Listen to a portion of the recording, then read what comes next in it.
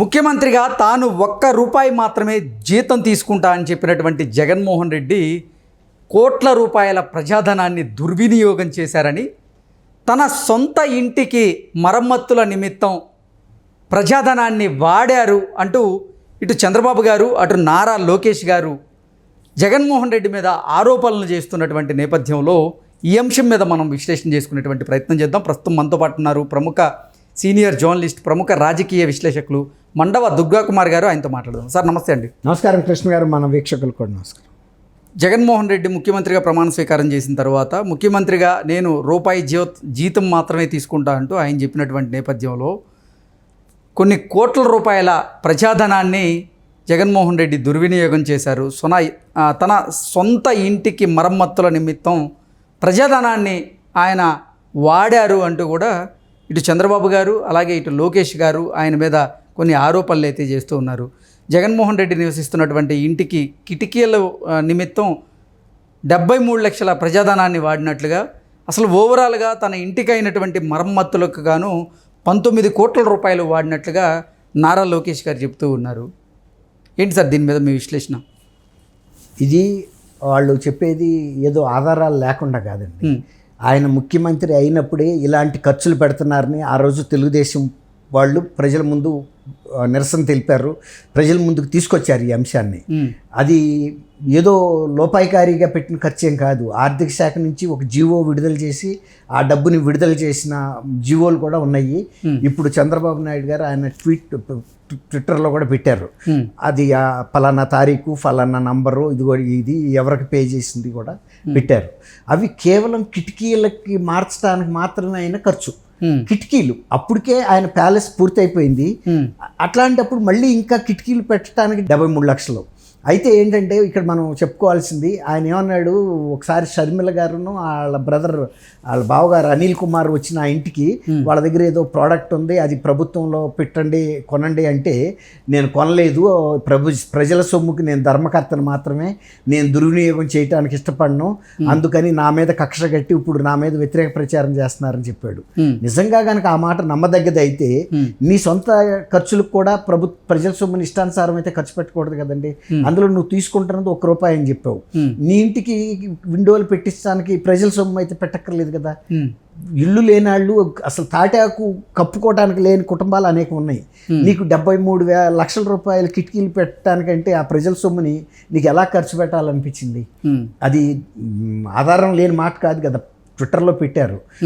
అది కాకుండా ఈయన చెప్పింది లోకేష్ గారు, ఈయన ముఖ్యమంత్రి అయిన తర్వాత ఇంటిని మొత్తం సర్వాంగ సుందరంగా చేయటం కోసం ఇంకొక 16 కోట్ల రూపాయలు అనేక ఐటమ్స్ మీద పెట్టారనేది ఆయన చెప్తున్నాడు. ఇప్పుడు ఇవేమి ఆధారాలు లేని విషయాలు కాదు. రేపు ప్రభుత్వం కూడా ఆర్థిక శాఖ నుంచి చీఫ్ మినిస్టర్ ఇక్కడ తాడేపల్లి ప్యాలెస్ మీద కానీ, తర్వాత పులివెందుల్లో సీఎం క్యాంప్ కార్యాలయం పేరిట పెట్టిన ఖర్చు కానీ, ఇంకా వైజాగ్లో కూడా ఇలాంటి ఏమైనా ఖర్చు పెట్టారా, ఇంకా ఎక్కడన్నా బెంగళూరు ప్యాలెస్లో కానీ లేకపోతే ఇడుపులపాయలో కానీ ముఖ్యమంత్రి వీటికి సంబంధించిన పేరు మీద ఎంతెంత ఖర్చులు పెట్టారో గతంలో. ఇప్పుడు రేవంత్ రెడ్డి గారు తెలంగాణలో రాగానే ఒక వైట్ పేపర్ ప్రతి డిపార్ట్మెంట్లోనూ ఆర్థిక పరిస్థితి అన్ని శాఖల్లో జరిగిన అవినీతి అవకతవకల మీద ఒక శ్వేతపత్రాన్ని అయితే రిలీజ్ చేసే ప్రయత్నం చేశారు. అట్లా ప్రతి శాఖలోనూ మరీ ముఖ్యమంత్రి గారి వ్యక్తిగతమైన ఖర్చులు ఏ స్థాయిలో జరిగిందో ఇవాళ చంద్రబాబు నాయుడు గారి ప్రభుత్వం కూడా ఫస్ట్ ప్రజలకి ముందు పెట్టాలి, పెట్టిన తర్వాత వాళ్ళ ప్రభుత్వ కార్యక్రమాలు చేయాలి. ఎందుకంటే తర్వాత వాటిని రికవర్ చేయడానికి కూడా ఏమేమి రికవర్ చేయాలో చేసి ప్రజలకి చెప్పాలి.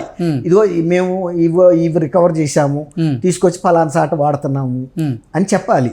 అది ఫస్ట్ చేయాల్సిన పని. ఎందుకంటే ఒక బాధ్యత గల ముఖ్యమంత్రిగా ఆయన వ్యవహరించలేదనేది స్పష్టంగా అర్థమవుతుంది. అధికార దుర్వినియోగం అడుగడుగునా పాల్పడ్డాడు ఆయన. అదే అట్లాగే ప్రజల యొక్క వేదికని కూల్చినప్పుడు జరిగిన నష్టాన్ని ఇవాళకి అక్కడున్న ప్రజెంట్ సిచ్యువేషన్ ఇప్పటికీ ఆ డెబ్రీస్ ఎత్తలేదని అంటున్నారు. నేనైతే చూడలేదు. ఒకవేళ డెబ్రీస్ ఎత్తకపోయినట్టయితే ఇప్పుడు కూడా ఒక లేటెస్ట్ ఫోటోగ్రాఫ్ 5 సంవత్సరాల క్రితం కూల్చిన ప్రజావేదిక ఇవాళకి ఈ పరిస్థితిలో ఉందని ఒకసారి చూపించి ఆ తర్వాత ఈ ప్రభుత్వం అది క్లీన్ చేసిన తర్వాత మళ్ళీ క్లీన్ చేసిన తర్వాత ఇదిగో మేము ఈ పరిస్థితికి తీసుకొచ్చామని కూడా ఫోటో రిలీజ్ చేయాలండి. ఇది ప్రజలకు సంబంధించిన పారదర్శక పరిపాలన ఉండాలి. ప్రజలకు తెలియాలి వాళ్ళు ఈ పన్నులు కడుతున్నారు, వాళ్ళు ఎన్నుకున్నారు. ఇప్పుడు ఈ ప్రభుత్వాన్ని వద్దని తీసేశారు కాబట్టి ఆ ప్రభుత్వం ఏం ఘనకార్యాలు చేసిందో ప్రజలకు తెలియాలి. ఆల్రెడీ కొంత అర్థమయ్యే వాళ్ళు ఓటింగ్లో తిరగొట్టారు, కానీ ఇంకా స్పష్టంగా చెప్పాల్సిన అవసరం ఈ ప్రభుత్వానికి ఉంది. లేకపోతే ఏమనుకుంటారంటే ఆ వైఫల్యాలు కూడా ఈ ప్రభుత్వం మీద వేసే పరిస్థితి ఈయనే చేస్తాడు. ఎవరో ఒక జగన్మోహన్ రెడ్డి గారు ఆయన అనుయాయులు చాలా తెలియగలవాళ్ళు కాబట్టి వాస్తవ పరిస్థితుల్ని ఏదైనా ట్రీట్మెంట్ డాక్టర్లు చూపిస్తారు చూసారా, ఆపరేషన్ చేయక ముందు ఆపరేషన్ చేసిన తర్వాత అని రోగుల్ని, అట్లా ఆర్థిక పరిస్థితి ఎలా ఉందనేది మీరు అన్నట్టు డిపార్ట్మెంట్ వైజ్గా శ్వేతపత్రాలు కుంభకోణాలకు సంబంధించిన వివరాలని ఇప్పుడు ఎలా అయితే పోస్ట్ చేశారో చేసి చూపించాలండి. అప్పుడు వీటి మీద ఏమేమి కేసులు పెట్టాలో కూడా సిఐడి ద్వారా పెట్టడమా, లేదు ఇంత పెద్ద కుంభకోణాలని ఎంక్వైరీ చేయడానికి సిఐడి బలం చాలదు కాబట్టి సిబిఐకి అప్పచెప్పేసేస్తే వాళ్ళు చేస్తారు. ఇప్పటికి ఆయనకున్న కేసులతో పాటు ఇవి ఈ 5 సంవత్సరాల్లో జరిగిన భారీ కుంభకోణాలు మొత్తాన్ని కూడా ప్రజల డబ్బుతో జరిగింది. ఇది ఆయన వ్యక్తిగతమైనవి కాదు. కాబట్టి ఖచ్చితంగా ప్రభుత్వం స్పందించాలి.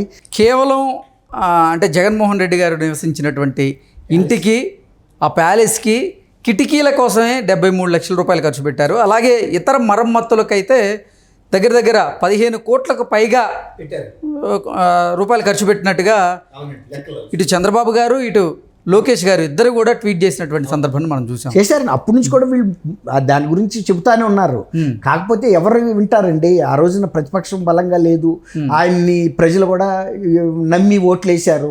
చేసిన తర్వాత వాళ్ళు బాధపడిన మాట కరెక్టే. 151 సీట్లు ఇచ్చిన తర్వాత తెలిసింది ఈయన ఎలాంటి పరిపాలకుడు, మనల్ని భక్షించే వ్యక్తే తప్ప మనల్ని రక్షించే వ్యక్తి కాదనేది వాళ్ళకి అర్థమైంది.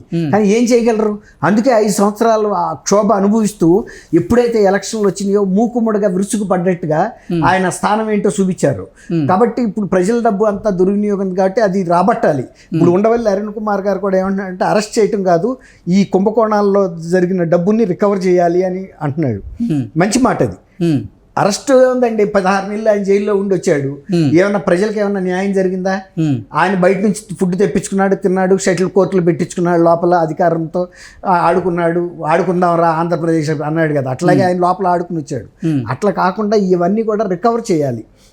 ఏదైతే కుంభకోణాలు ఈ ఫెసిలిటీస్కి సంబంధించి పీకురండి. ఫెన్సింగ్లు అవన్నీ మొన్న ఇక్కడ పీకేశారు కదా, ప్రగతి భవన్కి పెట్టిన ఐరన్ స్టీల్ ఫెన్సింగ్లు అన్నీ, అది రోడ్డు ఆక్రమించి పబ్లిక్ రోడ్డు అంత హైవేని ఆక్రమించారు. అది అట్లాగే ఇప్పుడు కూడా ఎన్ని పీకేసేయండి. ఆయన కేవలం ఎమ్మెల్యే మాత్రమే కాబట్టి ఇది ఇంకోసారి ఎక్కడన్నా సచివాలయానికో లేకపోతే దీనికి లెజిస్లేచర్ ఆఫీసు మన అసెంబ్లీకి పెట్టండి ప్రొటెక్షన్. తాడేపల్లి ప్యాలెస్ చుట్టూతా ఉన్న ప్రొటెక్షన్ గేర్ ఎంత ఏవైతే ఉన్నాయో ఎలక్ట్రిక్ ఫెన్సింగ్లు అవన్నీ అక్కడ వాడండి ఎక్కడో సాట. ఇంకా కట్టాల్సినవి ఉన్నాయి కదా, అట్లా అనమాట.